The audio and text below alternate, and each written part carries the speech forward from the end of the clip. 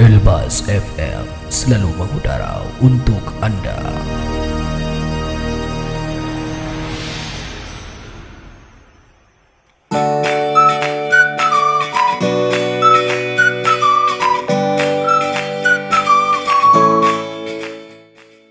Kestabilan politik di dalam demokrasi serta untuk mencegah munculnya tirani dari suara mayoritas yang ada di parlemen.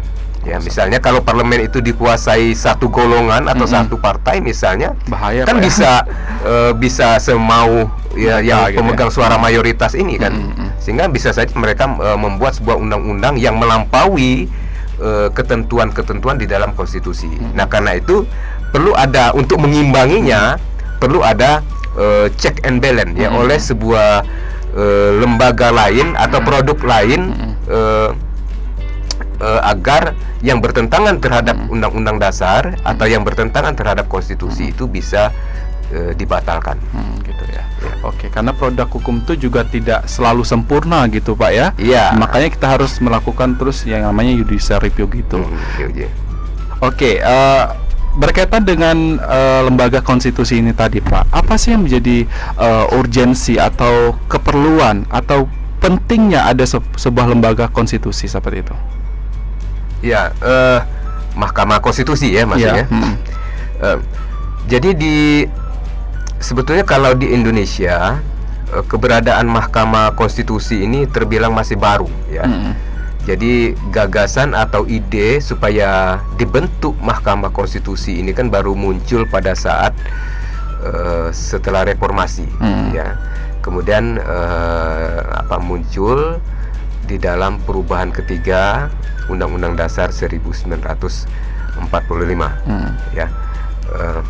Di mana sebelum perubahan ketiga itu kewenangan untuk menguji undang-undang terhadap undang-undang dasar itu ada pada MPR ya. Itu tertuang di dalam TAP MPR nomor 3 tahun 2000 tentang tata urutan dan hierarki peraturan perundang-undangan. Akan tetapi setelah ada perubahan ketiga Undang-Undang Dasar 1945, maka kewenangan untuk menguji Undang-Undang Dasar 1940 kewenangan untuk menguji undang-undang terhadap Undang-Undang Dasar 1945 itu diberikan kepada sebuah lembaga lain yang bernama Mahkamah Konstitusi. Jadi sebelum reformasi Indonesia tidak memiliki badan lain ya, tidak memiliki Mahkamah Konstitusi. Jadi pelaku kekuasaan kehakiman itu tunggal oleh Mahkamah Agung. Ya. Nah, setelah reformasi maka pelaku kekuasaan kehakiman itu ada dua sekarang, yaitu Mahkamah Agung dan Mahkamah Konstitusi. Mahkamah Agung itu kewenangannya untuk menguji peraturan perundang-undangan di bawah undang-undang, ya.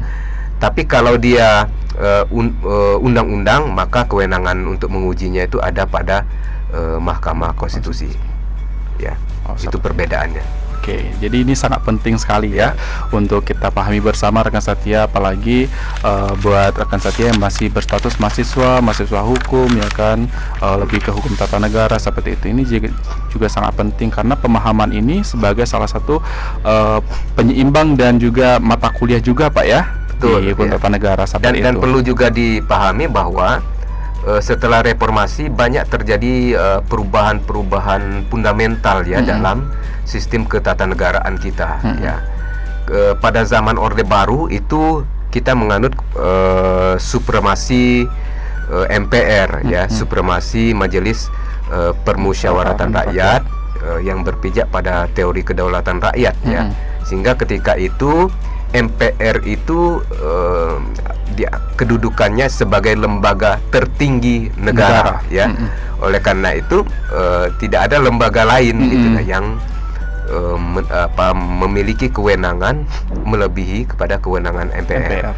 Nah, akan tetapi setelah dilakukan perubahan Undang-Undang Dasar 1945 ya, yang 4 kali itu, kita tidak lagi menganut supremasi MPR.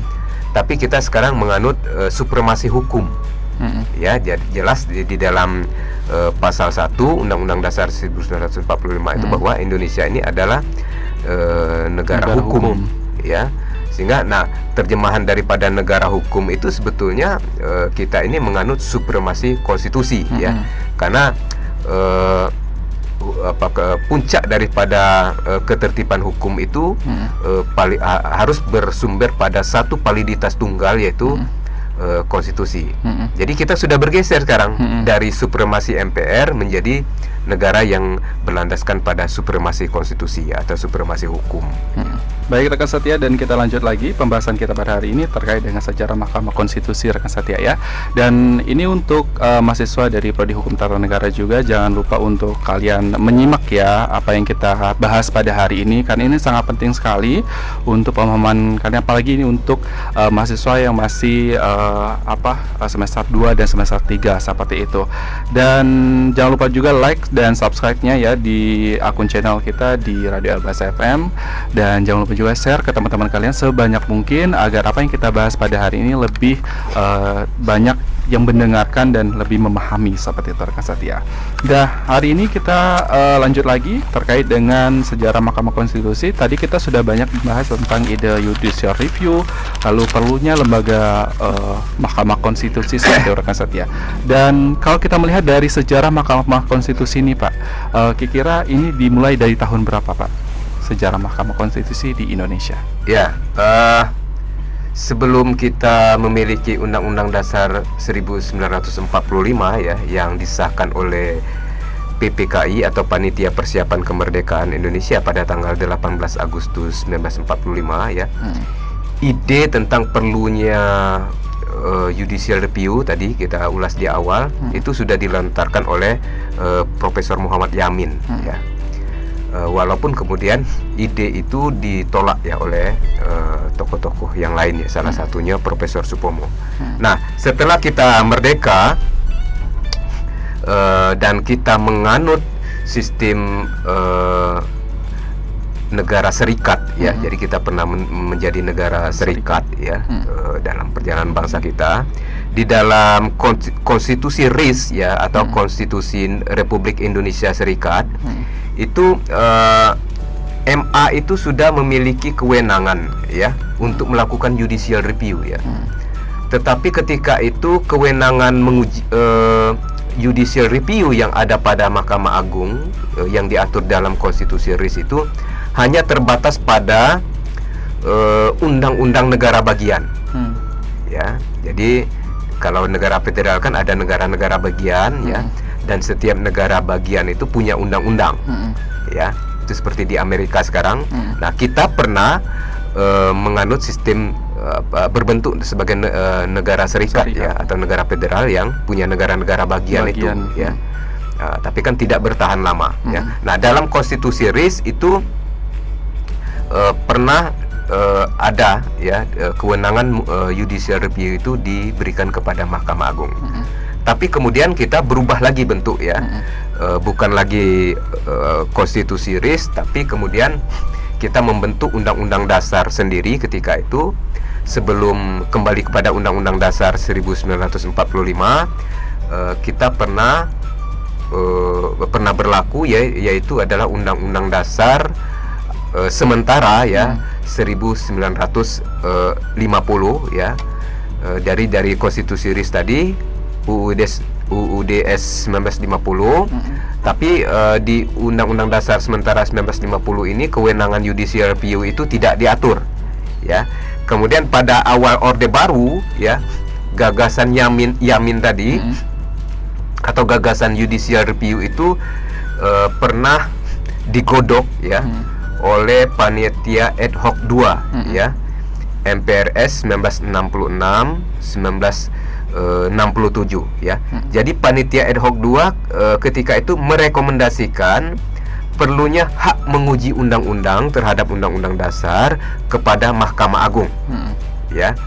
Namun ketika itu rekomendasi Panitia Ad Hoc 2 ini tidak lolos ya dalam sidang paripurna MPR, ditolak oleh pemerintah dengan alasan ketika itu kita Indonesia itu menganut sistem supremasi MPR ya, dan ide itu dianggap menjadi bagian dari ranah konstitusi, ya, sehingga itu rekomendasi panitia ad hoc 2 itu ditolak gitu ya. Kemudian pada saat pembahasan RUU Kehakiman ya tahun 1970 ya, ide tentang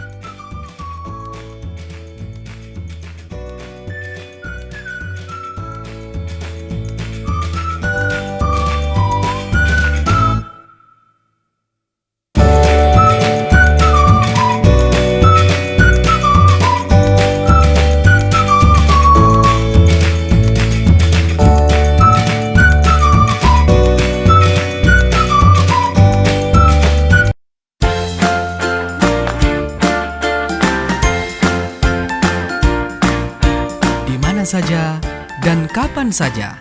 Pastikan Anda selalu menyimak 97.6 Radio Elbas FM.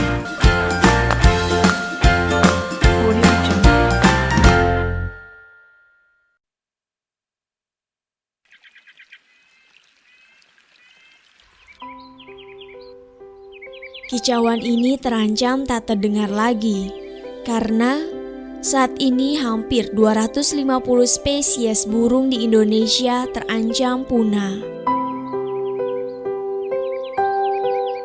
Mari kita hidup berdampingan dan melestarikan keanekaragaman hayati demi kehidupan anak cucu di masa mendatang dan mengurangi dampak perubahan iklim.